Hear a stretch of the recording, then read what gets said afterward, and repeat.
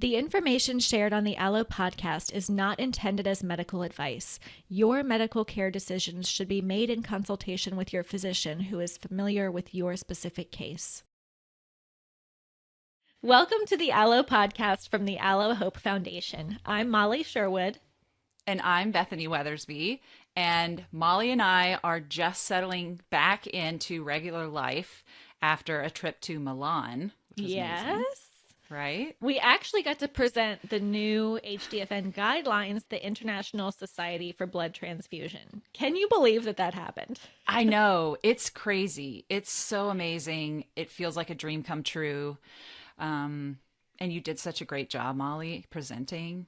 It was amazing. So cool. And such an awesome effort by so many people. So listing all of those names on our acknowledgments in the presentation was so I was even during the presentation I was like, I wish I had more time so I could talk about each of these people individually. I know. But it was so nice to see all the names on that final slide and just see what a great team effort it was and is.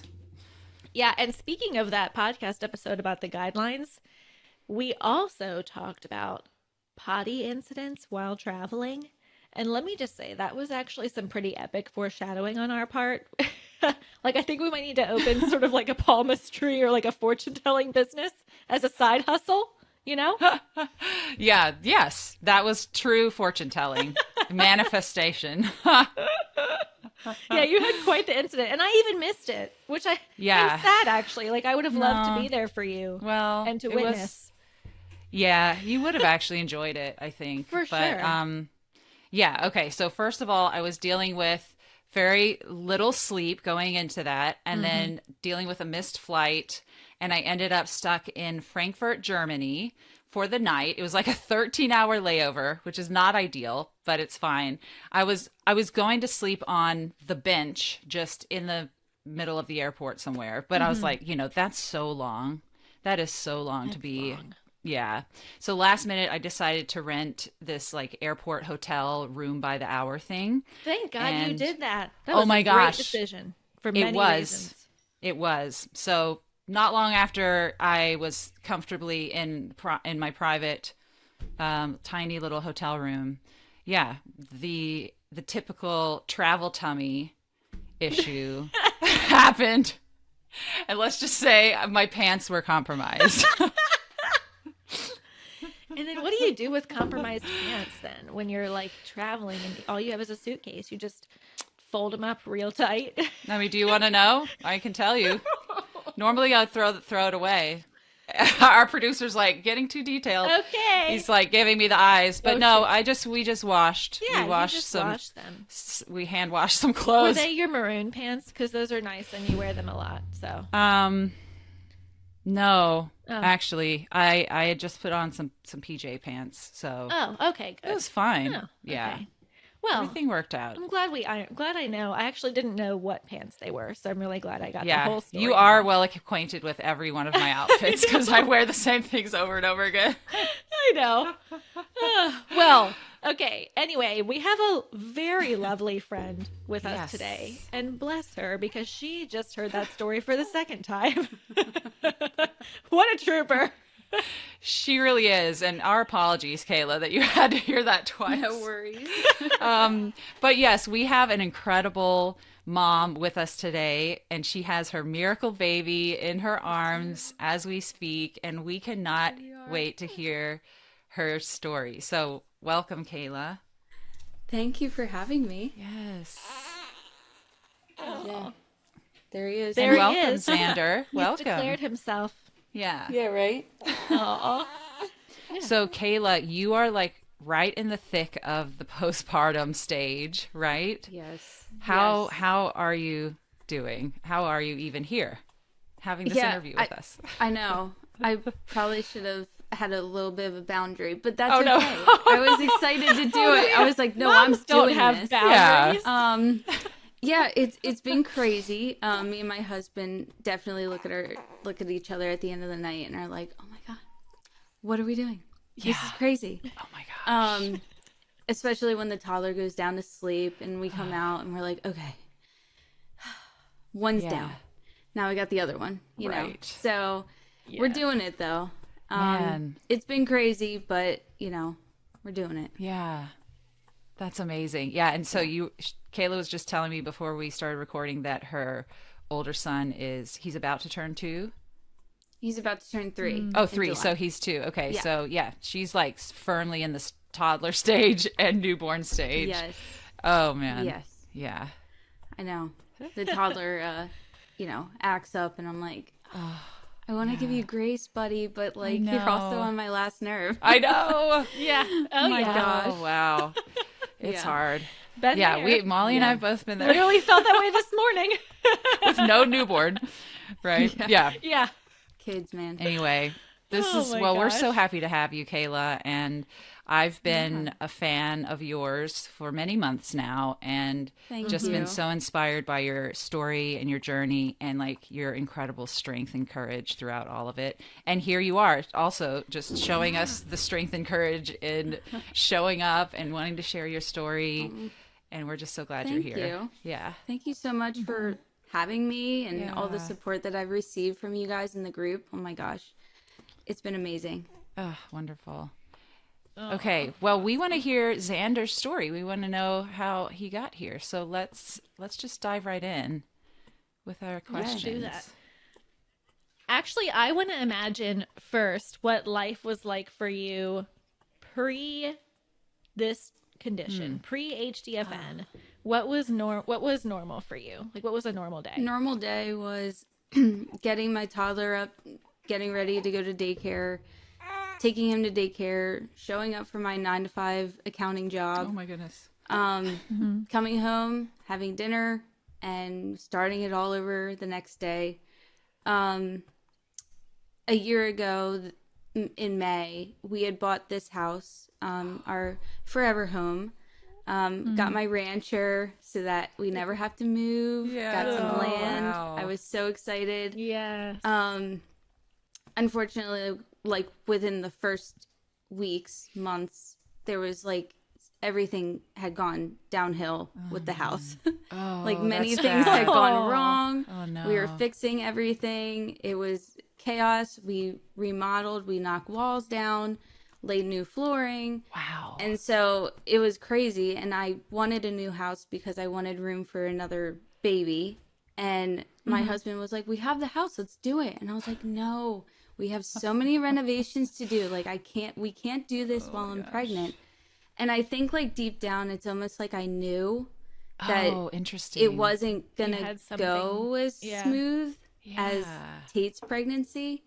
So I said, I feel like we need to get to like a good place with the house. We're all moved in, everything's settled, and then we can like, try for another one. And Tate's pregnancy was so easy. There was good. nothing went wrong. Yeah. I loved being pregnant. It was amazing. And I was like, yeah, like that's definitely going to happen again. Oh gosh. And then I got pregnant and we were excited. And I was like having major anxiety like the first few weeks after finding out. And I had to like say it to my husband. I was like, I just want to put this out there. I'm having like major anxiety about this. And I was like, and when I got pregnant with Tate, I was like beyond happy. Like my anxiety went away. I was carefree. That's interesting. I was like, this is just so weird. And I was just like, just want to put that out there for you, just in case. I was like, I feel like there's something wrong. Oh wow. And That's it was- crazy, Kayla. Yes. And I was like, you know what? I can't wait for this pregnancy to be over because I feel like it's going to be bad. Wow. Like there's something like this needs to hurry up. Yeah. And like I told my mom that and she's like, you'll be fine. Everything was fine with Tate. Like, why are you worried? I was like, I don't know. There's just something wrong. And like we went to the first scan and I saw, him when I didn't know it was him, at like the 7-8 week mark.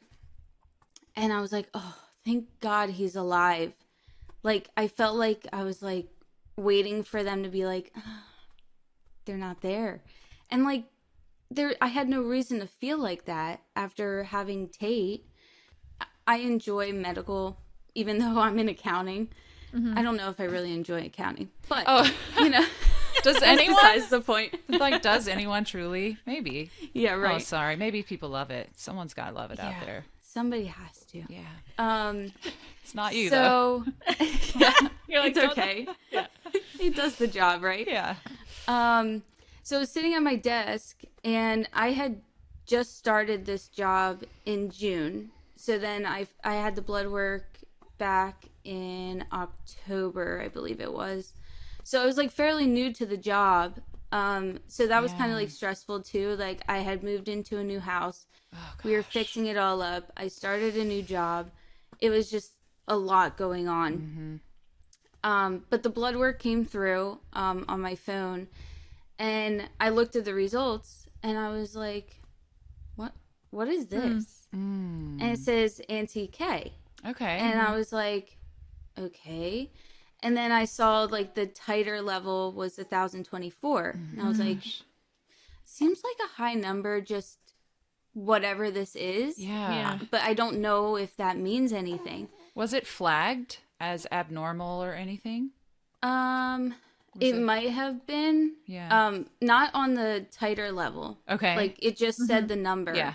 And I didn't know what that meant. But Yeah. the antibody came up abnormal. It was, Okay. like, The different. positive. Yeah. Okay. Yeah.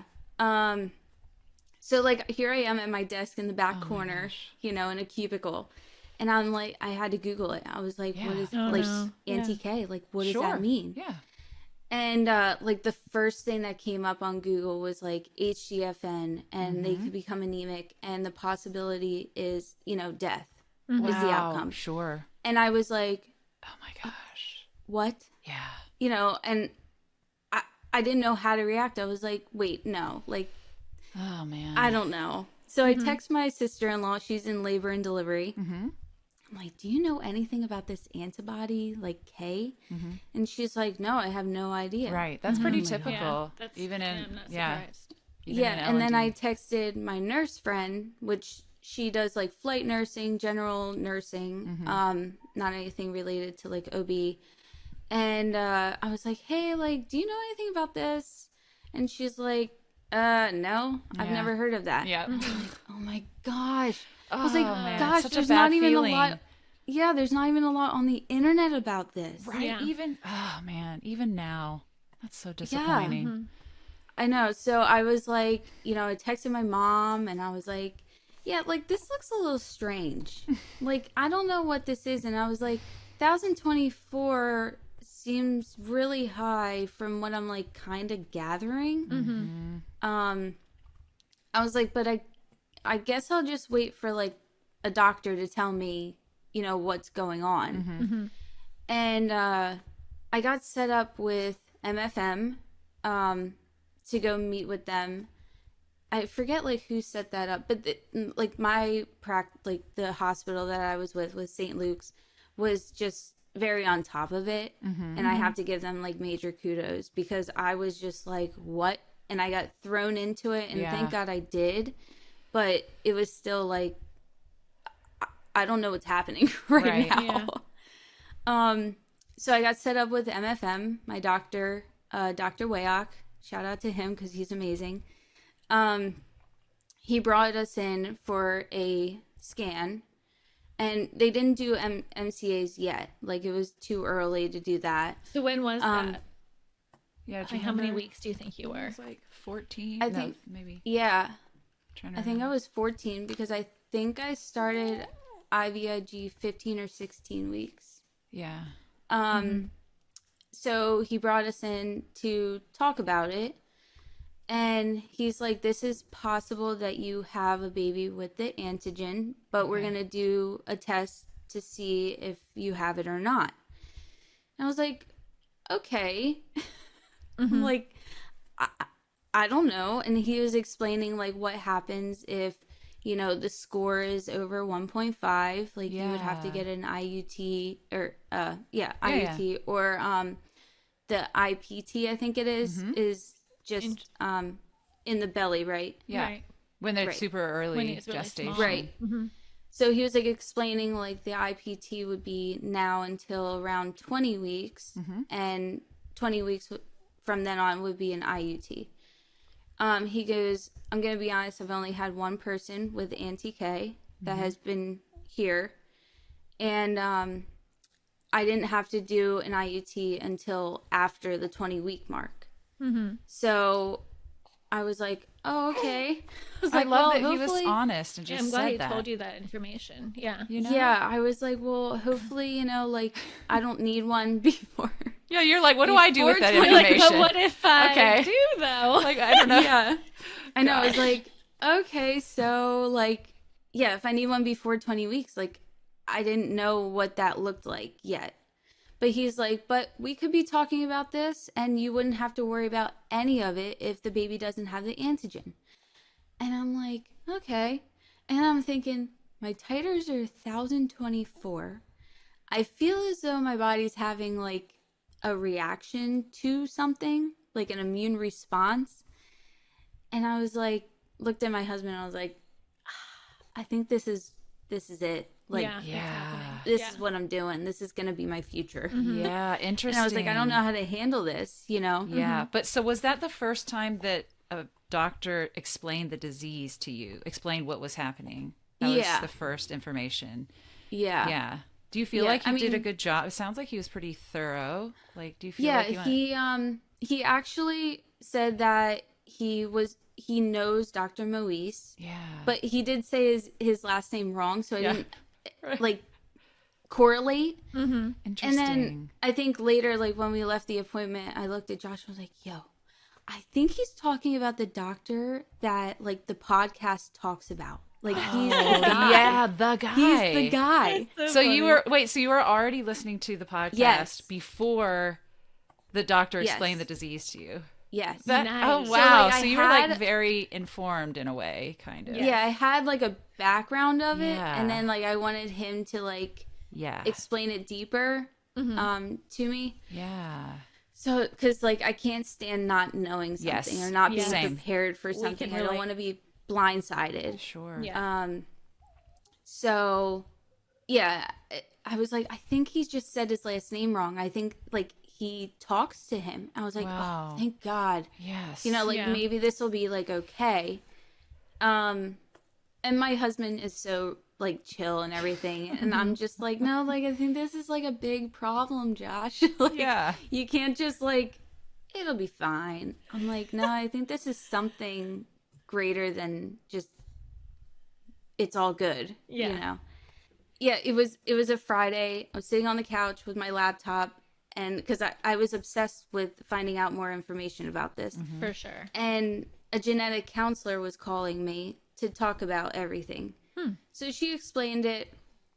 I was asking questions, you know, it was okay, you know, whatever. And then she was like, well, we need you to do the Unity test to see if the baby even has the antigen. Right. And I was like, okay, you know, sounds good, you know, whenever.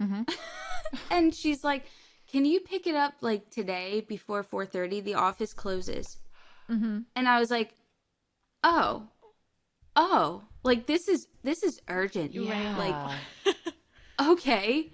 So I was like, yeah, sure. Like I'll be there. It was like 4:00 and the office was maybe like 15 minutes away. She's like, okay, I'm going to let them know that you're on your way. You'll pick it up, and then tomorrow you'll go to the hospital, get your blood drawn, just present them the test kit. I was like, okay. And I'm like, oh my gosh, this is urgent. Yes. You know, like she told me I had to like go now. Right. And, so I did that. And then, you know, of course it felt like the week and a half, 2 weeks of waiting for the results was like killing me. And my mom's like, well, it could come back and you don't even have to worry about a thing. I was like, yeah, I think I'd play the lottery if it came back with no antigen. But I do remember it was Monday morning. I was sitting at my desk in the back cubicle again. And I was getting a phone call. Answered the phone call, and it was Dr. Wayock. And I was like, hi. He's like, hi. Like, how are you? I'm like, please good. Just cut to the chase. I guess. I'd be like, yeah. And he tell goes, okay, I just wanted to let you know that I did receive the results, and he's like, and your baby does have the Kell antigen. And immediately just crying. Aw. Yeah. And I walked out and I had to go to my car because I was like, I can't be like crying in my cubicle like back here. Yeah. So it's like sitting in the car. I was like, okay. He's like, it'll be fine. We're going to work it out. I'm going to have you come in. We're going to do an MCA scan. We're going to see where we're at. And I was like, okay. You know, obviously it was like not okay. But like, it is what it is at that point. Yeah. I call my mom and I'm like, Mom, if the baby has it. I was like, oh my God. I was like, they're going to die. Oh, Like, wow. They're going to die. And she's like, you don't know that, Kayla. Like, just go with it. You know, you have to just follow what you need to do and figure it out. And I was like, oh my God. I'm like, I couldn't get over knowing that I was like killing my baby, like attacking the fetus. And that was like that gravity of knowing that was so heavy. Yes. And I was just like, oh my gosh. Of course I call my mom first. I don't even call Josh. Oh, yeah. Oh, that's... Oh, you need like, your mom in that moment. Yeah. Yeah. So I called Josh, and Josh was like, okay, it'll be all right. Like, we'll figure it out. Again, him being like nonchalant about it. I'm like, no, like, this is serious. Yeah. Like, I can't deal with knowing what I know, I think. Right. Then he said, we're going to get you set up with IVIG, like, because you qualify, because your titers are over the limit, the threshold that they need. And he was actually looking into if I qualified for the clinical trial drug that's going on right now. But he did tell me that I didn't have a previous pregnancy with the condition, so I didn't qualify. I was like, okay. So he's like, let's just do IVIG. I've got infusion center calling me, setting up things. We're like, we need insurance authorization. Like, we're setting it for this day, but if we don't have auth, we're going to move it to like the Thursday or something like that. We had to push it back because insurance wasn't replying. Gosh, insurance this entire time has been a racket. It's so bad. Yeah. So I said, Josh, like, I need to get like an infusion of IVIG, whatever that is, you know. And you know, we're going on Thursday in the morning. So we went to the infusion center, which is like the cancer center, which is kind of like very depressing to walk into. Isn't that a weird, because you're pregnant, and so then there's not many, I've never seen another pregnant person there. Right. And then it's really sobering. I remember thinking like, I think I have the best case scenario in this room, which was very strange. Yeah, it was like, it was very strange to be there. Right.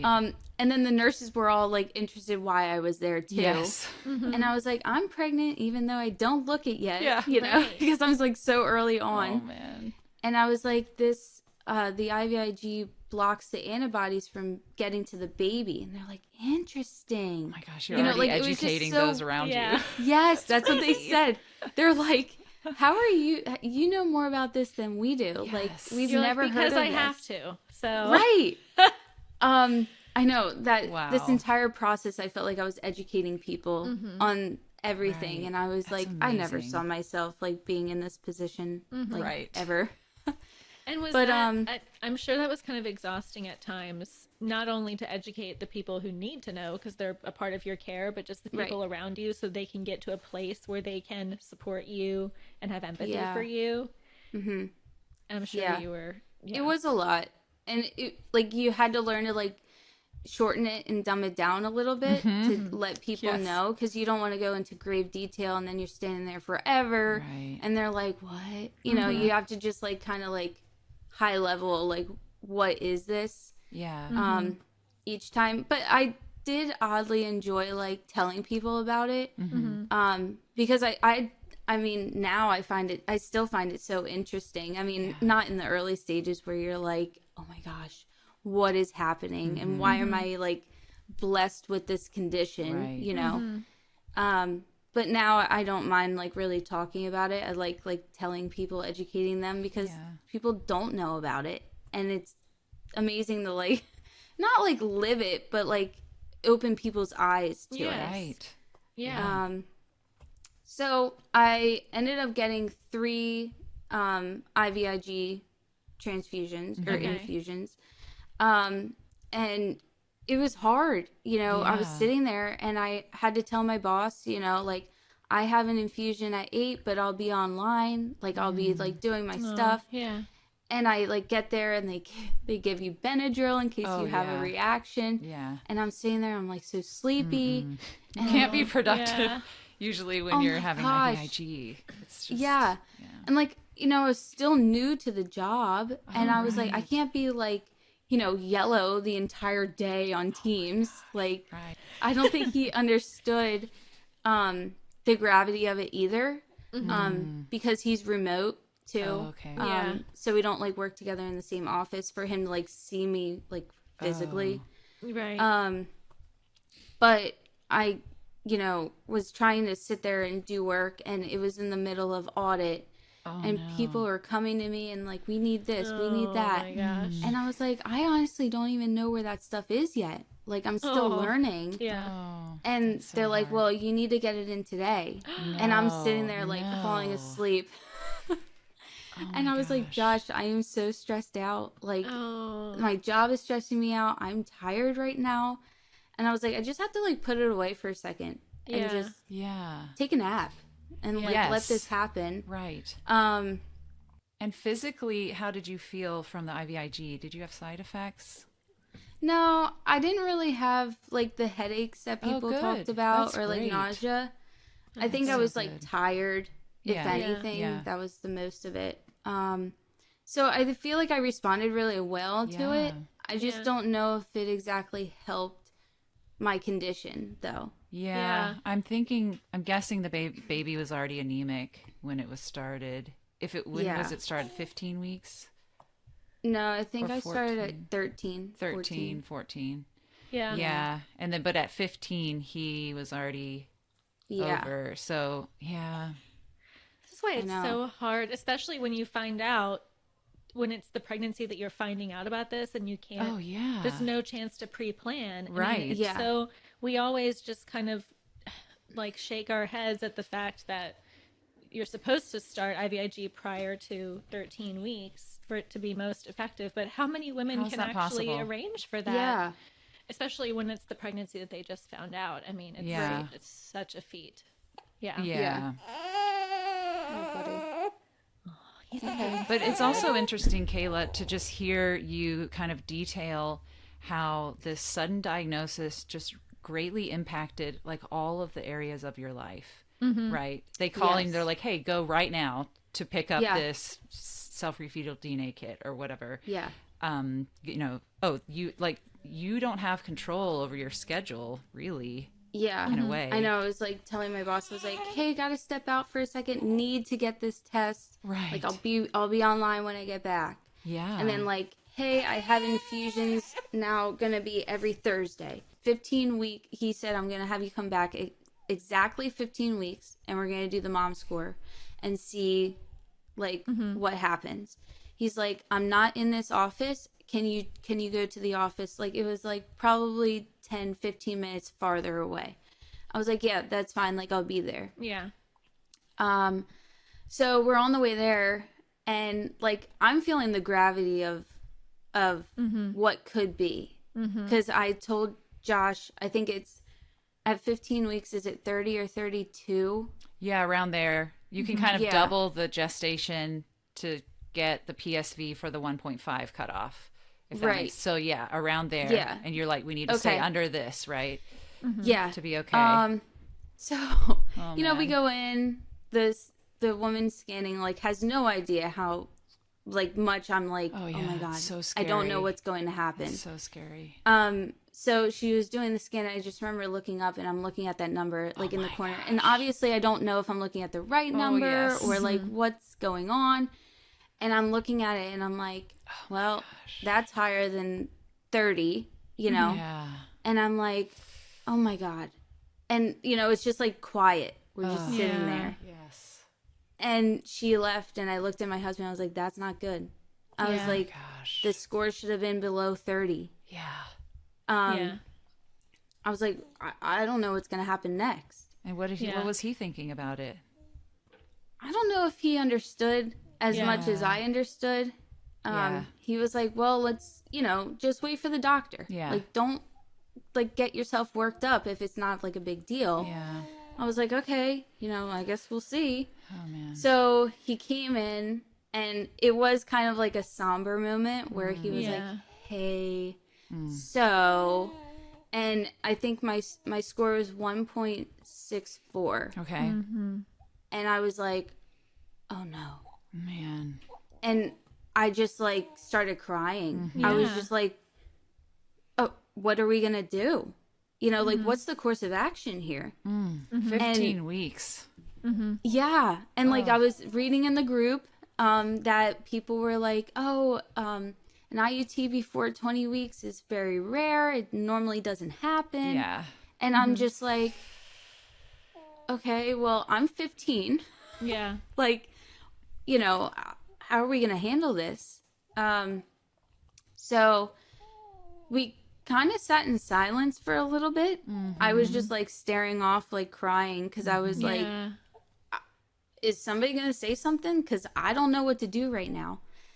And my doctor's like, I can talk to Dr. Moise and let you know tomorrow, like what he says. And I was just like, okay, I guess. Like, is that normal to just wait another day then? Oh, man. Yeah.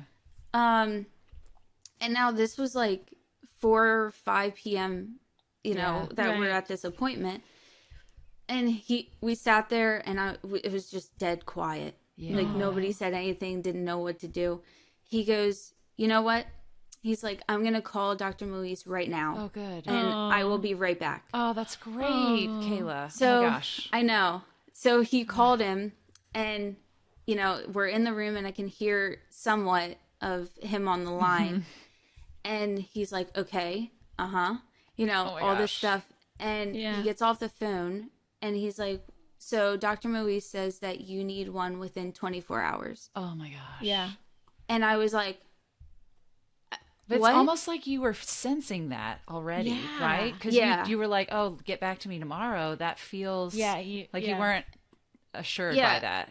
I think that's what he picked up on when I was just sitting there like, I don't like the sound of that. Yeah. Yeah. Like, how am I going to go home tonight and just be okay with knowing that? Yeah. Right. And good for him for noticing that and taking action. Yeah. He sounds really he was wonderful. amazing. Yeah. So he gets off the phone. He says, Dr. Moise says within 24 hours you need an IUT or a blood transfusion for the baby. And I'm like, okay. He goes, I'm going to be honest with you. I've never done one this early. He's like, I can do it if you would need me to, but I'm going to try and find someone who can do it and has done it before. Yeah. So I was like, okay. He's like, I know somebody at Johns Hopkins in Maryland. I was like, well, that's a lot closer than flying to Texas. So he was calling them, and the doctor said that he wasn't comfortable doing that early. And I was like, oh my gosh. I was like, we are in the Philly area. I was like, CHOP is right here. We've got Penn. Crazy? Yeah. It's wild. It wasn't not the an places option. you think. Yeah, it's the places that are notorious for excellent care for other reasons. It doesn't mean that they're the right place But for thank this. goodness that they're telling you this. Like, I can't help but think about, of course, my story and other stories we've seen where the doctors are just willing to practice to get kind of that experience in by practicing on your baby or, thinking, oh, this is a needle procedure. I think that I could probably figure it out, or, I've done it before at later gestations. I'm sure I could, but so this is like, it's such a gift for them to say, I don't feel comfortable doing that, even though it's very inconvenient. But yes, I know. I appreciated his vulnerability about it. Yeah. Just being upfront, hey, I've never done this. I'll do it if you need me to, but I'm going to try and find someone who can help you better than I can. Yeah. That's amazing. Yeah. So, I just remember my sister-in-law, brother-in-law were in from Alaska with my husband's family, and like we barely even saw them, you know, Oh, man. because this was all going on. But so I just remember looking at Josh and being like, "Are we going to Texas tonight?" Wow. So crazy. Like- What? I was like, he's like, I'm texting Wow. my mom. She's gonna book plane tickets for us, because I was like, my doctor was on the phone with Johns Hopkins, Yeah. Yeah. and I was just like, just Yeah. Just hang up. call. We already decided. Hang I'm up. done We- with. I'm we done. They Yeah. can't do it. I Yeah. was like, call Dr. Moise back. Yes. I was like, can he do it? We'll fly there. It'll all be fine. Oh my Wow. gosh. That's amazing. So And how cool that you and your husband were just on the same page about that. It sounds like you didn't really even talk it through too much in that moment. You were just like, are we going to go? Are we going to do that? yeah, now? there was no Wow. question. Yeah. I was like, we are going to Texas, and we're going tonight. Oh my Wow. gosh. And he was like, okay, I'm texting my mom. She's going to book plane tickets for us out of Philly. And I was like, okay, my parents have Tate right now. I was like, they're going to need to take him overnight. And I hate to like put that on my parents and his parents also, but I was like, we got to go, Yeah. you know, and it's getting late.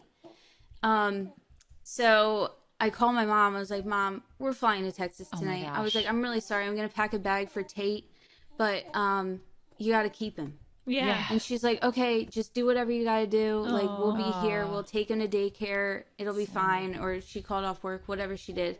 She's like, just go. It'll be fine. Ugh. I'm like, okay. So we left the appointment and we were basically running out. I was like, I'm really sorry, but we have to go. We have to catch the flight. We got to get out of here. And he's like, no worries. He's like, I'm faxing all your stuff over to Oh, Dr. that's Moise. so great. And he's like, you just let me know if you need anything. I'll catch up with you like when you get back and hear how it goes. Like, I'll check in with Dr. Moise tomorrow or whatever. I was like, okay, thank you so much. oh my gosh. Adios. Like, See we're ya. out. Yeah, so we packed the bags. I've never packed a bag so quick in my life. just so- And I actually, can't I did a even- really great job. I was proud of myself. Wow. The adrenaline. Packing Yeah. for an IUT. Yeah, I was like, no 5 big deal. And that's your I know, like- first MCA Yeah. scan. I can't. Yes. Your very first one, yes. and now you're getting on a flight. Like Yes. that's. But I do remember on the drive home, Dr. Moise called me on my cell phone at that time, and I was like, oh my God, I can't believe a Oh. doctor is like personally calling me right now Yeah. to talk about this. He goes, listen, you're going to be fine. He's like, Dr. Bebbington is going to do your procedure tomorrow. We got good people here. They're going to take care of you. And then the nurse navigator was going to call me to set up everything. Kinsey was really great. She's like, I'm sorry, I'm on my way home, but can I get all your information? Like, da-da-da. And it was just like chaos. So we got in around 2 a.m., I think it was, in Austin. Oh my gosh. I know. And then we had to take an Uber to the hospital. And I'm like, hi, I'm here to spend the night. I'm checking in. It's like so early in the morning. Wow. I know. just- And they needed to take blood so that they'd have blood for Right. tomorrow. Oh my gosh. And they were like, don't eat anything after midnight. And Josh is like, you Probably need to eat starving. stuff. Yeah. And I'm like, I'm worked up. Like, I'm anxious. Like, how am Yeah. I supposed to eat? He's like, Gosh. I was like, I'm going to regret this tomorrow. I know Yeah. that, you know. So, we barely slept, I felt like, in the hospital. And then the next morning they came in, got us up. We went downstairs to like do all like the paperwork, like, hey, what's going on with you? Here's your blood work, here's your levels. And we were in this like room for hours. It was hours long. And the procedure wasn't until like 3 or 4 in the afternoon then, man. because I was like not planned. Right. know, And they to had to get come the in. matching donor blood. Yeah. so Dr. Moise's daughter Erin was in there, and we were talking, and she's the best. But she told me that my titers were actually 128, like that they titered. Really? And I was just like, I started tearing up. I was like, you're kidding. I was like, how were my titers 1,024 at home, and now you guys got 128? Wow. It does. I didn't vary understand. so much by the center. Yeah. It's crazy. But, I mean, they I'm can taking actually your go number. down. Yeah, I mean, that's they true, can too. go up and down. Yeah. It just seemed like a really big drop. Yeah, that is a big drop.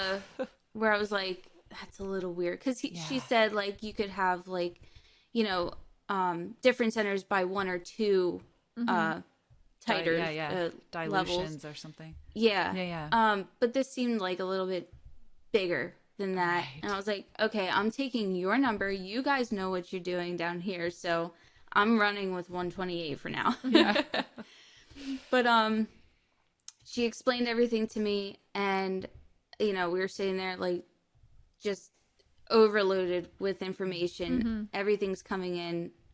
I was like already worked up thinking about a needle going into my stomach because I was reading stories. I read your story, Bethany, and all the other moms saying, and I was like, I told my mom, I was like, I am never having a needle go into my stomach. No way. Yet That's again. so crazy. I know. And And here she's you Humble are. like, again. oh, It's like, and here I am waiting for I the know. needle to go into my stomach. I know. She was like, yeah, I couldn't imagine that either. And Yeah. I was like, these women, like, whew. I don't know how they do it, but they did it. And now I'm like here, like, Yeah. not Isn't that it big of a deal. incredible how you Oh my just gosh. rise to the occasion? You just do it. Wow. Yeah.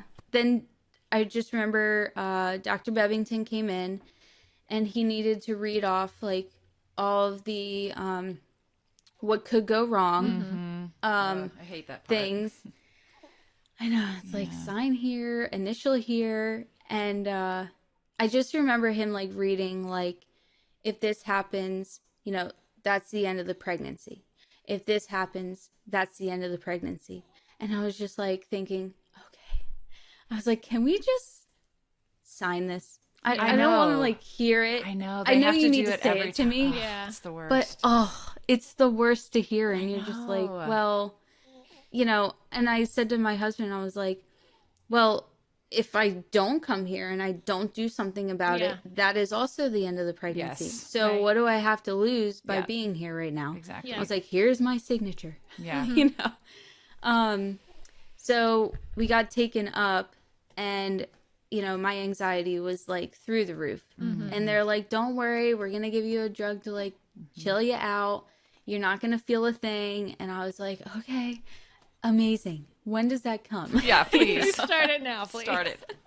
But I was like so anxious that I actually like ended up getting sick. Like the jello didn't jive with me. I yes. was Sure. anxious. And the poor nurse like walked in on like it happening. And she's like, okay, I'll just let you go, like whatever. And they were worried about me like getting sick Yes. during The procedure. the procedure. And I was like, I know what you're saying, but it's just seriously like anxiety induced getting sick. Yes. Yeah. So I was like, we just need to get this like show on the road. Yeah. Yeah. Get the drugs on the road. Get those things yeah. flowing. Yeah. So got an IV, and I told the anesthesiologist, I was like, listen, I'm worked up. Yeah. And when I'm worked up, like I end up like saying funny things and like talking a I do lot, that and too. Oh. my husband's just like, you're a different person right now. Can you calm down? I was like, I don't know what I'm doing. I don't know how to cope with this. Yeah. I'm just doing what I can. Yeah. So he's like, don't you worry. Like, we're going to take care of you. I was like, The dude probably felt like the man. He's Yeah. like, don't worry, I got this. yeah. And Let me help. Erin was like, you're going to be fine. She's like, it won't take long at all, because at 15 weeks, they were just going in the belly. It wasn't a whole lot of blood that they had to give Yeah. him. And she's like, you're going to be in and out in like no time. I'm like, okay, like I guess like I have nothing to compare this to ever. So they took me, and I really was like back within like 15, maybe 20 minutes. Wow. That And, is so fast. I know. Wow. And I was just remember like laying on the OR table, like, wow, what is happening right now? Yeah. But I was feeling good, so it didn't really matter. Did you feel more like settled and relaxed with the medication? I did. Good. Yeah. Yeah. It like came like I knew as soon as it hit like Yeah. my IV, I was like, oh, and we called it like it was I had a margarita. I was like, oh, the yeah. margarita's kicking It's in, fine. All right. you know, and everything was fine Yeah, after that. yeah. Oh, thank gosh. But yeah, and then you have to wait like a few hours or something, or like for monitoring, and then when you can get food. And I'm like, oh my gosh, like I just need some food, man. So they said like the next day you'll come in early in the morning, and like the hospital shut down, like it's closed because it's Thanksgiving, and but Dr. Bevington will be here to let you in and do your scan just to make sure that everything looks okay. The blood got where it's supposed to be. Your score is, you know, just to look at the score because it doesn't like go down drastically from that time after. And he did the scan and he said, you know, everything looks good. The blood got in the belly. You're like free to like, you know, go home. And I was like, okay, cool. So we were flying on Thanksgiving. Wow. Coming home, like I was like, all I wanted was a good Thanksgiving dinner. Oh. And I got it a few days later, you know. Yeah. I think Josh's mom made us up a plate. So I was really thankful for that. But yeah, we flew home, got picked up, and they were like, well, we're going to have you come back in a week. Right. Oh, wow. Yeah. Oh my God, what? So we ended up flying down 4 weeks in a row Oh my gosh. to Austin. Every The week next for an week- IUT. Yes. Wow. So the next week, my when we got there, my MCA score was like 2.1. Wow. Yes. And I remember being like, oh my God, a gosh. 2? Like we're not Yes. even high ones. Yeah. And I remember Dr. Moise was like, don't worry. He's like, we're going to like save them. Don't worry about it.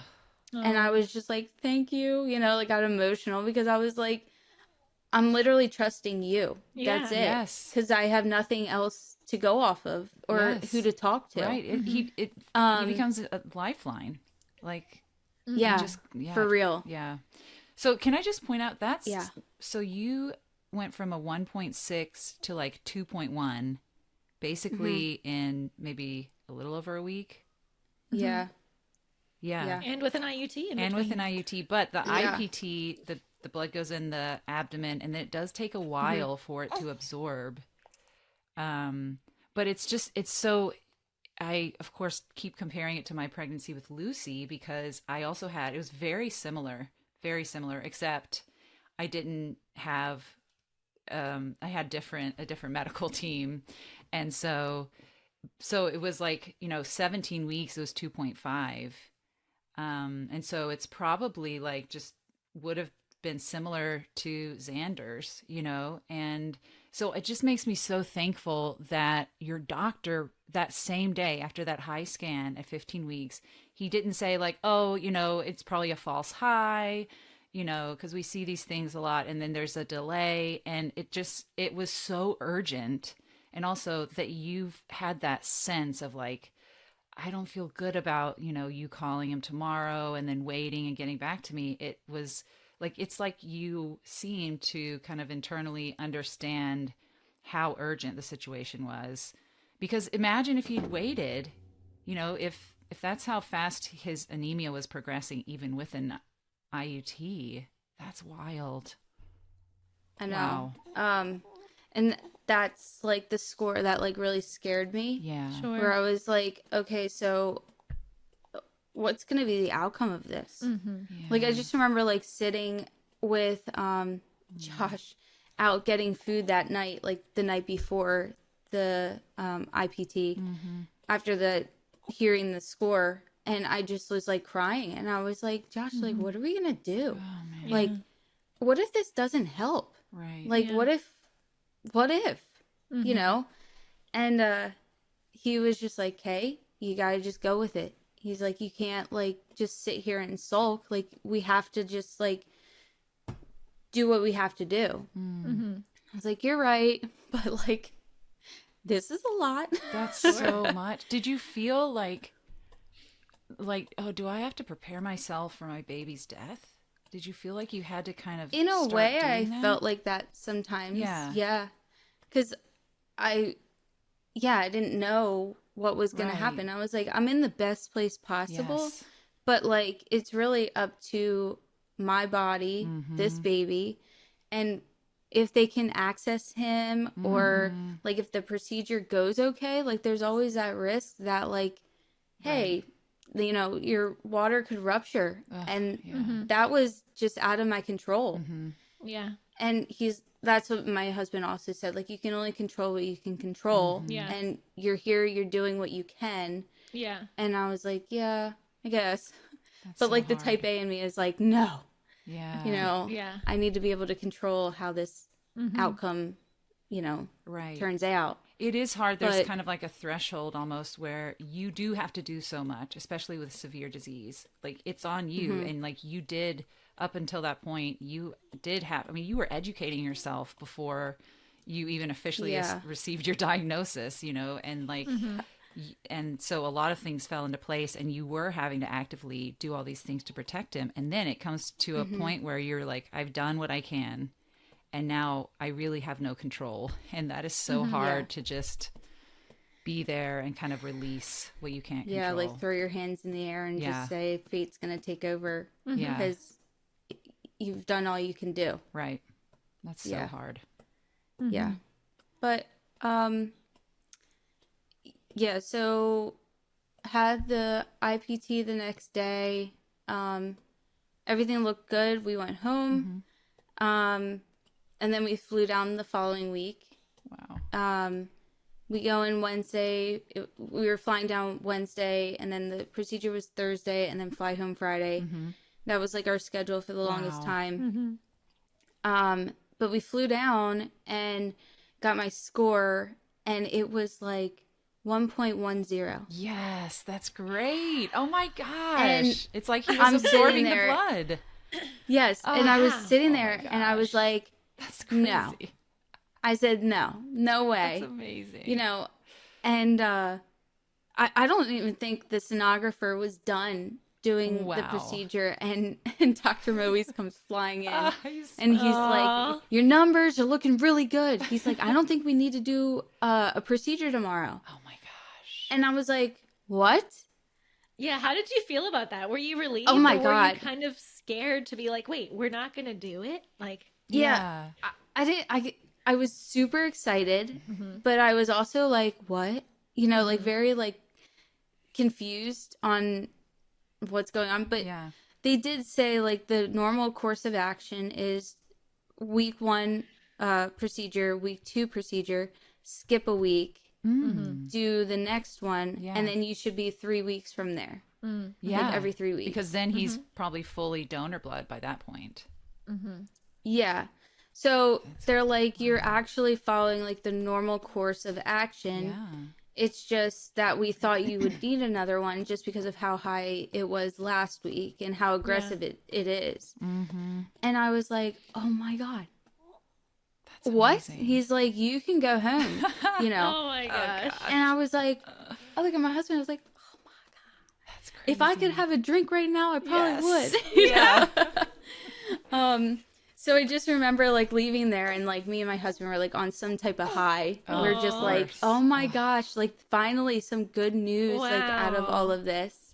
Flew down the following week, and I got another one because I don't think it was like terribly high. It wasn't anything like concerning. I forget what the level was. I have it all written down somewhere. But yeah, got another one, and it was fine. And then we went 3 weeks from there, every 3 weeks. Okay. Whoa. And we How got did into, that like- feel? It felt good to have like a set like schedule in a way. Like I didn't have to be like, hey, can you take Tate? Who's watching my dog? You know, and then like drop it on my boss, you know, last minute. And Tate ended up actually enjoying us going. Oh, He'd be like, are you going to Texas for the baby? And I was like, yeah. He's like, I stay with Mama and Pop Pop, or I stay with Graham and G Pop, because they rotated G-pop, weeks. that's cute.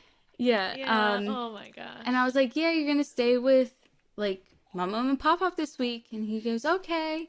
You know, like had no problem with us going. I was like, thank God. That's amazing. Like you've been so flexible like this entire time. Oh, and that's a testament to your support system too, that he feels so comfortable being with them. Yeah. I know. It was like very thankful. And then whoever took the baby, the other grandparents had the dog. Oh, wow. So I was like, hey, you're on dog duty this week. You know, next time you'll get the kid. The human. Your grandson. But it was kind of funny. Like by the end, Josh and I were like telling the nurses like what we wanted. Yes. Or we don't have this. We need this. Yeah. You know, like if there was the wipes that you have to wipe yourself down, I'd be like, where are the wipes at? It's so funny. They're like, yeah. do you need those? You I was guys like, were the experts. The true yeah, experts. it was so funny. We'd like come in and like we got to know the nurses too, and they'd be like, Kayla's here. And I was like, hey guys. You know, so and nice. it really It's like a became like family. like we became like really close. Yeah. Oh my gosh. And then I tell them like where I want my IV at. I was like, this arm right here, this vein's really good. It worked out before and it didn't hurt too much. And they're like, okay, girl, like you got it. Yeah, we actually had fun. Yes. Like, which sounds really weird. But I'd see like some of the nurses that I got close with, and I was like, are you my nurse today? You know, and like they're like, yeah. And then we were singing songs like on the way to and out of the OR together. It was just funny. So oh my gosh. They made it fun, Yeah. like being there, and I didn't like dread going. Right. I actually like kind of looked forward to it to see them in a way. What a difference I know. like the care team makes. Yeah, go ahead. And the level of Yes. care. It's just wow. I'm also I know. like just listening and reflecting on what a short period of extreme growth, personal growth this must have been for you and Josh Yeah. to just go through, to start from your first IUT feeling the way you felt to singing on your way into the OR. Yes. Just that transformation within you guys of what you went through. Yeah. It's I incredible. know. Yeah, it was amazing. Like we went in like not knowing what the heck is going on. How is this going to turn out? Who are these people? And like they're the best, but like we don't know them. We, you know, and it now like reflecting back like and showing up each week, like everybody was invested in our story. Yes. Was like, hey, she's here. Like people were checking their schedules, I guess, like when's Kayla coming, like I hope I'm working. I was like, girl, I'm glad you're here because we're gonna have a good time. Oh my gosh. That's great. But like the first time was just like, hi, Yeah. here I am, like what's happening. Yeah. But yeah, really got to know like everybody there, and we had like a really great time in between. Wow. I always say like we're traveling, we're seeing our friends with a side of like fetal surgery. Yeah. Like not a big deal. Just a touch of fetal surgery on the side. No big deal. Wow. But yeah, I mean, we had like me and my husband like had our like restaurant picks, like we had our routine. Right. We would like go for the blood work that day, and then we'd go and get like Mexican at this one restaurant that we really liked. Yeah. And then after the IUT, we'd go have a celebration. We ate a lot of Mexican. Yes. Like when a lot of I tacos. when I lived in Texas in the Ronald McDonald House, Mm-hmm. that was my main staple food. So did your husband get to go to every IUT? Yes. Wow. Like he went to every single one and with me. he could just take How did off he work? swing that? Yeah. How did that work for him? So his work was actually the best out of Interesting. between mine and his. They just let him do like flexible FMLA kind of. Okay. where they just like logged the days that he wasn't there, and his coworkers were really great. Like picking up the slack for him and like doing his job basically when he's not there. Yeah, like his boss was like, go do what you gotta do, like family comes first. And I was like, thank God, because I was like, what if I have to like fly down here myself? Like I don't know how I'm gonna do. I've never flown by myself, let alone go down here by myself and then have surgery. So all said and done, Yeah. how many IUTs are we talking? Yeah. I had 9. Wow. And Wow. the original plan was 8. Oh, wow. When he said like, I think we're gonna squeeze like one more in Oh there. my goodness. I was like, you're kidding me. Oh, He's like, I've only ever done 8. And I was like, what? He's like, you're gonna break my record. Wow. And I was like, really? Like, Oh. wow, this is not what I expected for myself. Oh my gosh. And when was that last yeah. one done? What gestation? I was right at 35 weeks. Nice. So Perfect. Absolute Yeah, perfection. Yeah. there was actually 2 weeks between like my last one and the one before that though. Like it wasn't a full 3 weeks. But they were like, I think we just need to squeeze this in just to get you to 37, 38 weeks for delivery. That's great. I was like, all right, and leading up to it, I was like, I cannot believe 9. Like, people normally only get 8, and I'm getting 9. And my husband's like, you're one of a kind, Kay. Is it hard? It must be so hard knowing, like, what a boss you are with that entire story, but literally no one in your life just walking down the street has any idea what you did. You know what I mean? Yeah. Yeah. I Yeah. know. If only you knew, but I'd have to explain it for several hours. And they still wouldn't get it. They still would. wouldn't understand, even if you tried I know to when explain. like people see me out with him, like, oh, he's so Yeah. precious. Just like, Like, And you're like, you he's don't so even cute. know. Like, did everything go okay? And I'm like, yeah. like, I don't have time. I don't. That's, Yeah. Oh my gosh. But Yeah. if I do drop like a little bit, like, yeah, we had like this, weird thing happen. And like, I needed to travel to Austin for, intrauterine transfusions for the baby to keep him alive. They're like, what? Like, you can just see their faces. And I'm like, I know. It was a lot. But I do have a little bit of like amnesia to it. Yeah. In a weird way. Like, you kind of just forget like the almost trauma of it Sure. happening. And by the end, like, me and my husband kind of made light of it and like made it into like our trips together. It Yes. was kind of nice to like just be me and him and like Yeah. we don't have like a toddler in tow, and like Right. we can connect again, like talk about things and be there for each other. Yeah. I just remember my one friend was like, oh, are you guys going on a baby moon? I was like, girl, my baby moons are to Austin, Texas. Yes. Every 12 3 baby weeks. moons. Yes. But yeah. I'm so glad you were Yeah. able to just find some goodness Yeah. within all of that. Yeah. And Yeah. and also feel like that's I had so to. special. Yeah. And also it's really special to just have time with your husband. Like that almost never happens. And then in the midst of something Right. so traumatic, I just think that's really helpful for the relationship to kind of boost Yeah. it. Yeah. Yeah. For sure. I think so. I mean, obviously we were at each other's throats sometimes, but I think it really helped us to like bond over Yeah. like what's going on. And I just remember like, in the beginning, like breaking down, I was like, I don't know how this is going to end up. Like, Yeah. I don't know. And he looked at me, he goes, I'm scared. Oh. And I was like, oh. Yeah. I was like, wait, you weren't supposed to say that because now I'm like Right. extra scared because you're not supposed to be scared about anything. Yeah. yeah. But yeah, He's really opening up and being vulnerable. yeah, I like it really appreciated that. Yeah. And like Yeah. we were at each other's throat the one time and we both looked at each other and we're like, I think we're just like feeling the heaviness of this and we're like both having like a moment. Yeah. And we like came together and we're like, sorry, Yeah. like it's just like what's happening right now Yeah. is Yeah. just nuts. So You Yeah. did. I felt like, of course, we saw snippets of what you were experiencing, but even watching your posts in the support group, knowing what you were going through, they were always still very positive. And I remember just being really inspired by that and grateful that the other women in the group could see your outlook. Yeah, same. So I think that was really a blessing to I other was people trying around you so too. hard to be like positive about it. Oh man. And you can't Because always be. That's a lot of pressure Yeah. to be that way always. But Right. And you know, the group brought me a lot of like comfort in hearing other people's stories, so I didn't want to post something that like was too scary or triggering.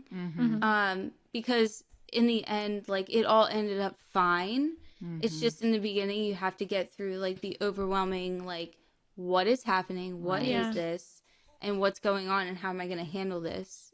But I think like for me, I don't know if everybody else feels like this, but being more informed and like learning as much as I can, I felt like a sense of like peace, like calm down. I know what to expect. Like this is not always what to expect, but you know, the typical stuff.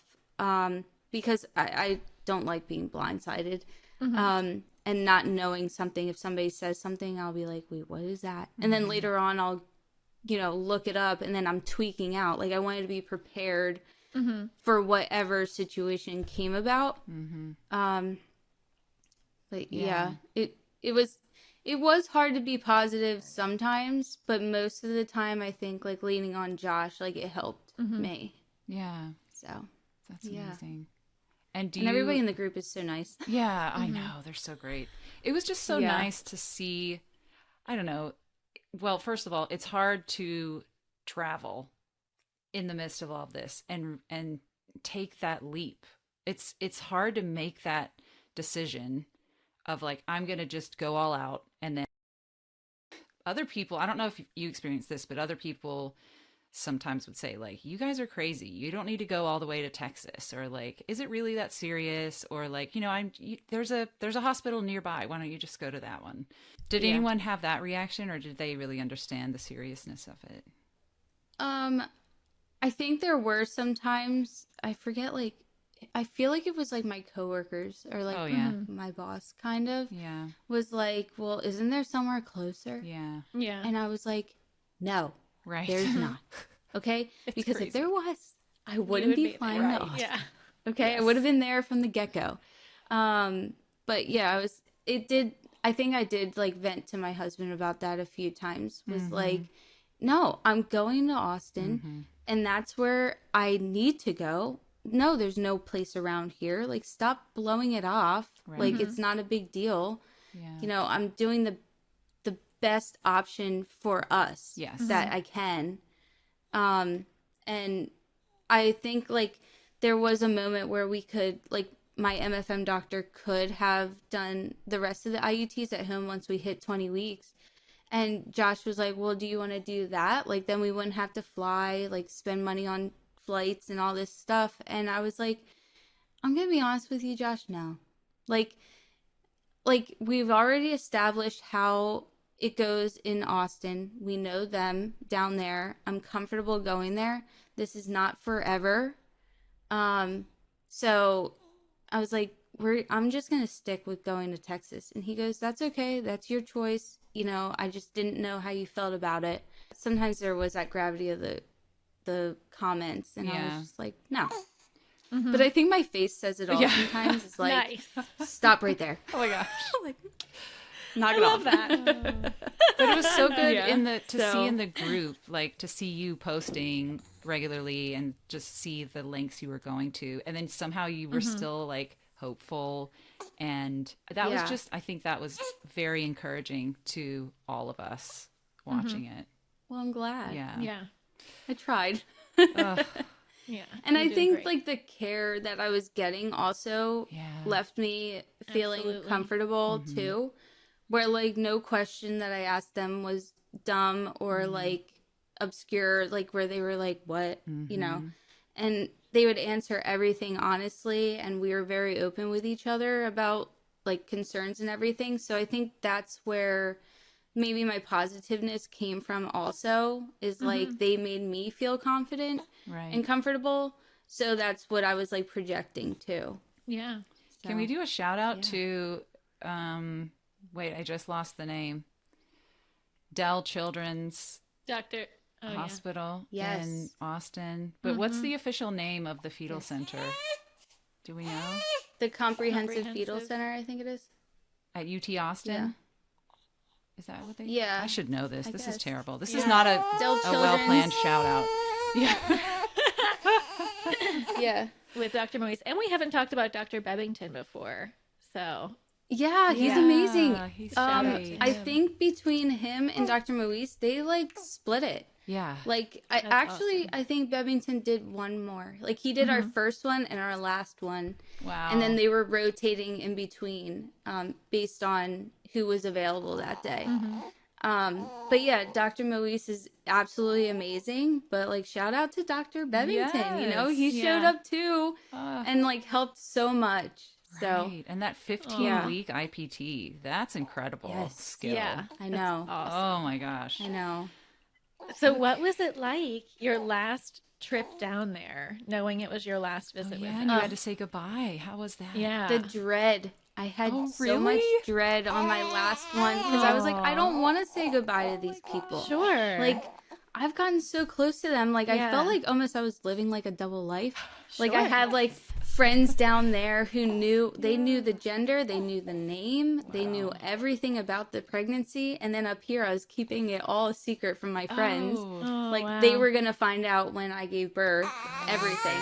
that's fun. But yeah, I was like really dreading it because I was like, I'm gonna be so emotional over this, Oh like my not gosh. seeing them Yeah. like ever again. Well, Yeah. I could potentially see them again, Yeah. but but yeah, I was like so sad about it, and I was telling Josh, I was like, God, I don't want to get to the last one. Like I do, but like I don't want to say bye to them because we've had so many good times. That's even crazy. besides all of this Yeah, like going on. Yeah. But yeah, I mean, Erin, you know, saying bye to her, it was like, Oh, ugh, my I don't want to say gosh. bye to you. You were like texting me when I was freaking out about something. I You were love calling her. me when I sent you an email on the airplane Yeah. before takeoff. And I was like freaking out because I was like, wait, that hit me that I don't really like how that happened. Like in Yeah. the moment, like Dr. Moise would call me like after the Yeah. after the scan the following day, and like the one time the blood didn't make it into the belly, and like they reassured me like everything would be fine. We'll like do extra monitoring. We'll bring you back maybe like a week earlier. And I was like, okay, you know. And then when we left, like I got to sit with that and like say to my husband, I was like, actually, like I don't feel good right now. And I remember like sending her an email because I didn't have her phone number at the time. I was like, hey, Erin, this just didn't sit right with me. Can you like explain like if I'm going to be okay? Basically, can you reassure me? And she called me. She's like, I heard you on speakerphone with my dad and you seemed totally fine. And then he hung up. She said to her dad and was like, she's not understanding like Yeah, you the didn't gravity of process all it this at the yet. time. Yeah. Oh. She didn't process it. Wow. And then I sent her the email. She's like, and then she explained everything. I was like, okay, you've talked me off the ledge. Thank you so Oh. much. Oh. But yeah, like, I mean, saying bye to her, like texting her, calling her, like on the side when she didn't really need to do that, yeah. you know, saying bye to all the girls that helped me one way or another, all the nurses, like, oh, it was Oh like my so heartbreaking, but also like it was so bittersweet is what it Yeah. was. But I got to like ring the bell that they had Yes. outside there and great. like read off the plaque, and it was like really like great moment of like, oh, I've achieved so much for this baby, and now Right. I have to say bye to you guys. You know, even though like the receptionist Catalina like became close with her, like she was like, I Yeah. got you, girl. Like she checked me in. Oh. I was like, thank you so much, because I Oh, didn't fill out wow. my crap, you know. Yeah. Oh. And like she That's was awesome. like, you know, into my story too. She's like, when does she come back? You know, where's she at?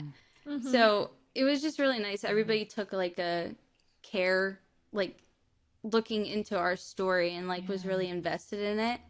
And my husband and I always said, like, it felt like we were the only patient that they had, like, every time that we wow. went. Yes. And I was like, I know, like, you have, like, a bunch of people coming through here, but, like, it feels like we're the only ones that you guys see. right. So I think that's really, like, a big testament to, like, their care Yeah. that they give everyone that goes there. Yeah. So, yeah, it was really emotional, but happy all at the same time. And I miss them sometimes. I'm like, Oh, oh, sure. we should go back. Just You see should. them. Yeah. You probably I want think- a little break from flying, but eventually. yeah. Yeah. I think we are Aw. planning at some point to take the Tate and him back Yeah. so everybody can see them. Like, Oh, you should. yeah. And that must have been really hard also to shift your trust from this incredible team that you've grown so, so close with to Yeah. the next phase of delivering in a different Yes. hospital back home and then trying to transfer my your gosh. trust to that Yes. team. Yeah. How did What that was go? that like? Where did you deliver? Yeah. I delivered at St. Luke's Anderson campus. So I was with a different hospital when I gave birth to Tate. My sister-in-law works at St. Luke's in labor and delivery in Quakertown at the Upper Bucks campus. And I said, okay, I'm going to switch to St. Luke's so I can give birth while you're working, like on your floor. Yeah. And she's like, oh, that's so great, But then I ended up seeing the OB office in Quakertown, but they only deliver in Quakertown. Well, they only have a level 2 NICU. I needed level 3, and that's at Anderson, which is like 45 minutes away from my house. My MFM is where I went weekly for my MCA scans.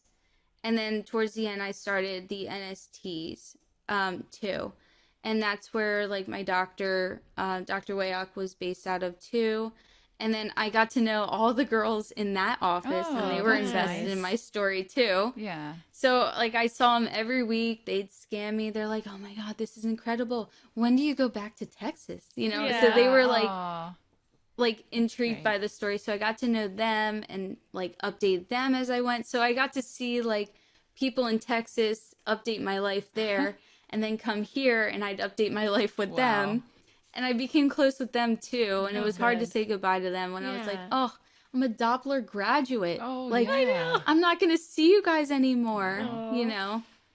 Yeah, I had to deliver at the bigger hospital for the level 3 NICU. And I was nervous about it because I was fully prepared for no one to know what the heck was Right. going on. Why was I being induced early? Right. Like, I would never want to be induced on a normal day. Like, there's a reason that I'm here right now because I went into natural labor with Tate, and then I chose, what was it, 37.6 was when I went in to get induced because I chose Cinco de Mayo because I felt like it was just so fitting. Yeah, Testament that's great. to your Mexican food. I love Yeah, it. it's so funny. And like the numbers 5525 Oh yeah, just that's like so, felt like so good. pleasant to look at. Yes. Yeah. Right? Yes. It just rolls off the tongue. It does. So I told my new OB that I just met, kind of like a synopsis of everything that has happened, Whoa. what we were looking out for. And I was like, and I want to be induced on 5/5. And she's like, okay, I'll see what I can do. I don't she's think she like- was in a position to argue with you at that point. Yeah. After you just laid everything out. I was like, if there's one thing I want out of this like whole journey is I want his birthday to be 5/5. Yes. Okay. Yeah. So she's like, I have like 3 C-sections in the morning. I can bring you in at 3 p.m. And I'm like, Oh man, is that enough time? Yeah. yeah, the chance to like have him on 5/5. Oh, I don't know if it's gonna be 5/5 or 5/6. yeah. So I was like, when we left the appointment, I said to my husband, I was like, I am so mad right now. I know this is silly to be mad over, Yeah. but like, I am mad. Well, I think it's natural to attach to something that you can control Yeah. after all these other Yes. things. And I feel like that's the Yeah. only thing you're like, this is something I want, and Yeah. I want to Yes. choose this. And then they're like, you might not Yeah. be able to. And yeah, I No. felt like kind of dismissed. And I was like, after all that we've been through with this, and I need to be induced anyway, I was like, I feel like everybody else is like getting their way, but Yeah. I'm not. And I have a medical reason for this. That's true. But then the next time I went in, it was like Thursday before that Monday I would go in, and I was leaving and she's like, Kayla, hold up. And she's like, I think I got you a 7:30 slot. Yes. Like in Yes. the morning. And I was like, no way. I was be like, there. you are the woman, you know. Yeah. So, That's great. yeah, went in early in the morning. I told her that I had reservations about Pitocin because I feel like I loved like going into natural birth. Like, I don't know how this is going to go. And I was like, I don't want to kind of lead to a C-section if I don't have to.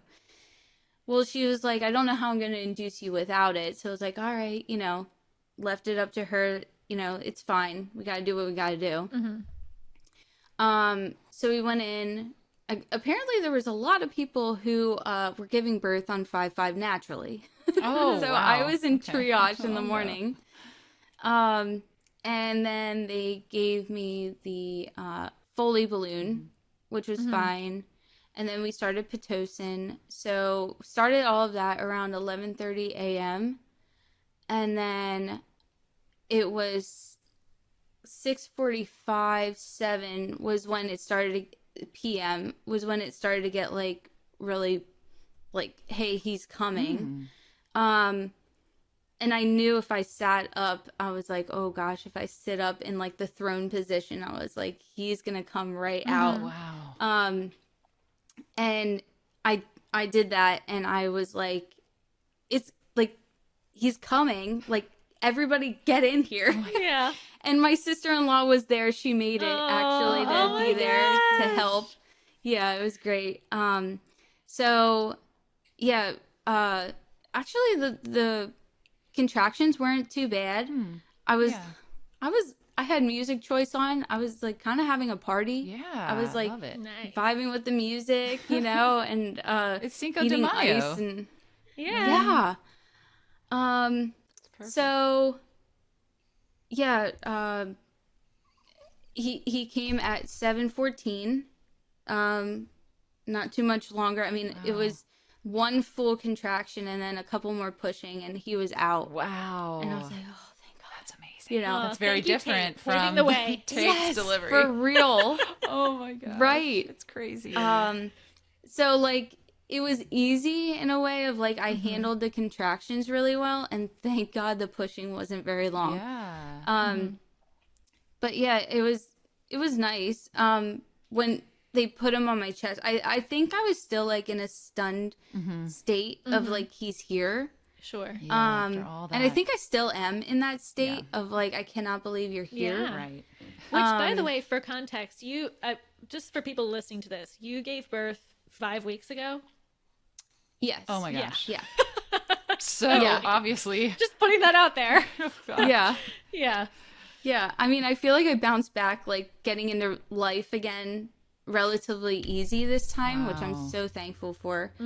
It was nice. And then we had our folder full of, studies and what to do. I printed stuff off from the All Hope Foundation, like of what you should do. I highlighted things.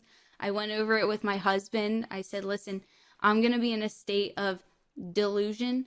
I was like, you need to know this stuff in case like they ask, or like make sure that's happening. And like I even prepped my sister-in-law. I was like, these things need to happen, and we can't let it like fall through the cracks. Everything was bliss. It was totally good. We went up to the room, and my husband and I, we were starving. And Yeah. it's now like 10 o'clock at night, 11 o'clock. And I was like, you know what? I need a taco. Yeah. Yes. It's so Cinco funny. de I was Mayo. hoping you were going to say that. So I was like, Taco Bell is still Oh my open. Can you go gosh. get some? So he's like, all right, fine. So he runs out. He's out getting food. And the NICU doctor comes into the room. And I'm over there soaking it up. And he had like a really thick accent too, where I couldn't really like understand what he was saying. And he was like really like hyper. And I was like, what is going on? Yeah. He's like talking about his bilirubin levels, that they're really, really high. I did take phenobarbital the 10 days prior. Great. Okay. I was wondering. Yeah, to try to like combat that. So he said the bilirubin levels were really high, that he needed to go down to the NICU to, you know, be on lights. And I'm like, okay. And he goes, and he needs like IVIG. Huh, okay. And I'm like, yeah. Hold on. Like my You're brain's like, not wait, for working him? right now. But I that feel like is- no. You know, so I was like, can you just wait until my husband comes back? Because he knows. Oh, yeah. And I'm in a state of You're like, I what's going educated on him. right now. I trained him. Yeah. Yeah. And He's he my kept, apprentice. yeah, exactly. He's my backup. But he kept reiterating like he needs IVIG, he needs to go down now. And I was like, I'm not denying that he does, but I was like, can you just give me a second? Like he should be back. Yeah. So Josh walks into like absolute chaos. Oh my gosh. And I'm like, Josh, he's here because the bilirubin needs to take Xander down to the NICU. He's talking about IVIG. Giving him the eyes. So he was like, what? No. So he goes over, he opens the packet, the folder that we have of all this paperwork. He pulls out the one thing and he goes, not to like be mean right now, but he doesn't need IVIG. It says it right here. Like you don't need it. So he went down to the NICU like 11-12 a.m. after giving birth, and was on lights until we walked in on Friday morning, and he was off all of his lights. So he was on 3 different ones. Yeah. But I think I wasn't prepared to like not be able to hold my baby. That's so hard. Like I knew he would go down for bilirubin. Yeah. Like that was fine, whatever. But I was like, oh, that means like I can't like hold him. We can't try like breastfeeding right away. That's hard. And like that was hard Yeah. because my milk was coming in, and you know the lactation consultant came in and like we pumped and she showed me how to do all of it, and I was like, that feels great, but I'm never going to remember all of this. Oh, And the pumping stuff? I didn't. Really? Yeah, and like Oh. massaging and like Yeah. I don't know. It's just, it seemed like so confusing to Oh, me. I was like, are you wow. writing this down somewhere? Like I'm never Where going was to your remember assistant? this. Where was Josh? Was he taking good Yeah. notes? Yeah. He was down in the NICU Oh, right. like with Exactly. Xander. And I was like, dude, I don't know if I'm going to be able to do this, you know? Oh. And I like we then, you know, came home without him. We came home that Wednesday, and we were like tracking his bilirubin like it was our job, because I was like, oh my gosh, it's trending higher. Oh no, like what are we gonna do? And then it would fall, and I was like, oh my god, it fell. Yeah. You know. Yeah. But I was able to come home and pump the colostrum, and I took it to him to the NICU, and I was like, you know what? If nothing else, he needs my colostrum, and if I can't go farther than that, then I just need to accept that. Yeah. But I think I was bummed like that I didn't get a chance to try natural like latching breastfeeding because of the NICU situation. But I mean, everybody at the NICU was really nice. It's just that I don't think they really understood the situation with Xander. Yeah. Like yeah. Did they? the transfusions and why he's here. Yeah. Did they not let you take him out to breastfeed some? I guess when his Billy was getting a little lower, or. No, like they barely took him off lights. Uh-huh. Like even while feeding. Yeah. So like I don't know if it was really like an option. And maybe that's my fault. Like I should have asked. No. But I don't know. it just seemed like he needed to stay Yeah, under lights like 24/7, Yeah. and there was no like break. Right. I mean, when it's very high, that is what Yeah, they if should be it's doing. close to needing, yeah. Yeah. Yeah. So, Yeah, that's I mean, hard. there was a time, I guess, that they took lights off to feed him, and I was like, look at his eyes. Yeah. Like, his eyes I are know. open. Like, I Oh, haven't I know. seen his face because he's been wearing his sunglasses Yeah. the entire time. Yes. So it was like 3 full days, Tuesday, Wednesday, Thursday, and then Friday he was off, and we took him home on Saturday. Yeah. So I don't know if that's like a short time or an average time of a baby being in the NICU for bilirubin after 9 IUTs. Like, I don't know. My son August, so he had 7 IUTs and was born at 37 plus 1, and he also had the phenobarbital. And they let me do the lights bedside. I know that was very surprising and new to me. That was really, it was also right in the midst of COVID stuff. And so that could have been also why they were like we couldn't have any, I don't know if they were just, I don't know. Anyway, but he had phototherapy for about 3, maybe 4 days. And then we took him home on day 5, I think. But I guess it wasn't NICU, but it sounds very similar. Yeah, it sounds about Didn't need IVIG or anything like that. Yeah. So what next? for Yeah. him? How did it What's feel? been How does like it feel to have after him discharge? Yeah. home? And how's he doing? It's crazy. There's a lot going on. A lot of appointments. We were getting short acting EPO because the insurance wasn't approving long acting quite yet. And the hospital was actually eating those costs, which was like Oh, wow. amazing. That's Wow. great. So he got 4 shots of short acting, and he just got his second long acting 2 days ago. Okay. So he's been doing good. Like, his hemoglobin is staying, I think it was 13 No way. the other day. What? Great. That's crazy, Kayla. Kayla. Yeah. That's his retic amazing. is like 2 point What? Oh, something. that's so good. I bet he's Yeah, so not he's going in, to need like, a transfusion. He might not. normal levels. Oh my yeah. gosh, that's great. And remember that last know. IUT? I think that probably boosted it too. That Yeah. because then he was probably born nice and tanked up, plus the EPO. Yes. Which is similar to what happened with Rose's baby, and he also avoided.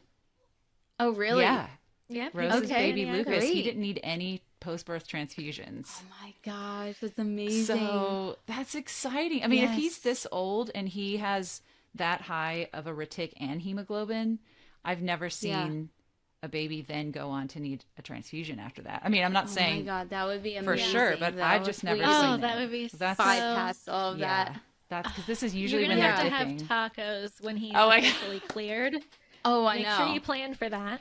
I know. yeah, We're going to the best Mexican restaurant in Pennsylvania. Oh, can you tell us about his name? I just remembered his name. Yeah. Sure. So Josh is a big golfer. And there's a golfer named Xander Schauffele.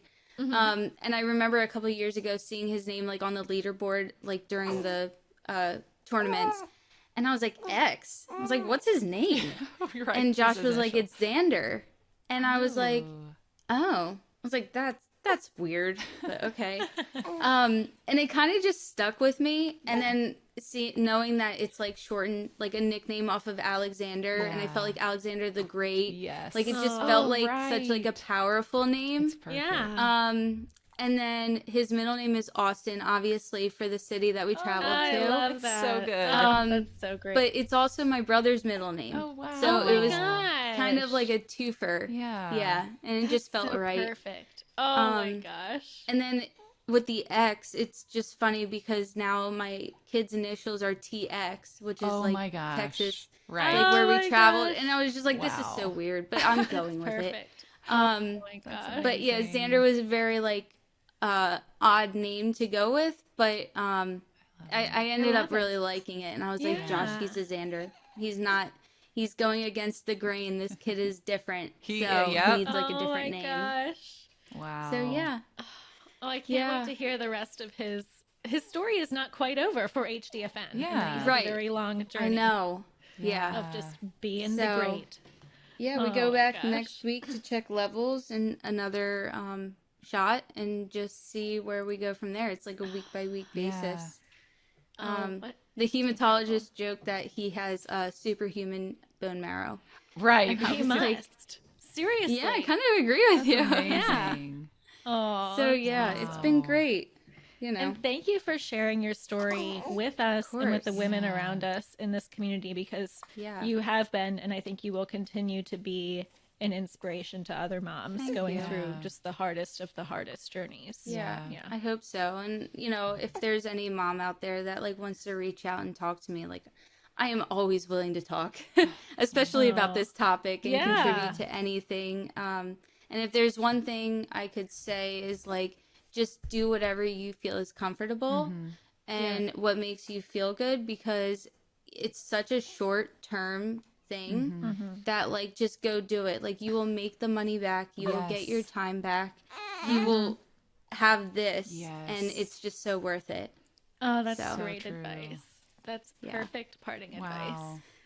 Oh, Yeah, thank it's you so worth so it. much, Kayla. Yeah, and it's been Thank you, so guys. like it's been such a treat to just have Xander with us this whole time. I know. Yes, I know, right? Yeah, hearing his little newborn sounds was just, especially Yes. in the scary parts of the story, I was like, oh, it's so comforting to my heart. He's right know. there. Yeah, He's right? fine. I know. Yeah. Aw. All good. All right, let's Yeah. say our Oh, yeah. sign off. Do you want to do it, Bethany? Sure. Okay. Whether you're a patient, provider, or otherwise affected by antibodies in pregnancy, we are here for you. We have great resources on our website at allohopefoundation.org. That's allo spelled ALLO, hopefoundation.org. Thanks for listening. Oh my gosh. Kayla, that was so good, wonderful. Kayla. Oh my gosh. you're Oh just- gosh, I hope I didn't Okay. like talk too much. Like overshare. The Allo podcast is offered by the Allo Hope Foundation, a nonprofit organization. This means that our ability to continue this work depends on corporate sponsorships, small research grants, and donations. While sponsorships and grants are vital, they're often restricted to specific activities, and they do not cover the everyday work that keeps our mission moving. Things like creating educational materials, writing grant applications, running our social media, and especially managing our rapidly growing patient support group where we counsel women every day. They also do not cover the direct support we provide to families who cannot access life-saving care, whether that's the cost of an antibody screen in Kenya or bus fare for a mom in the US who needs to travel for an intrauterine transfusion. If you've ever wondered whether a donation of any size makes an impact, it truly does. Please visit our show notes for information on how to donate to AHF or to become a recurring donor. Your support gives our small organization the stability we need to continue this work and ensure no family faces HDFN alone.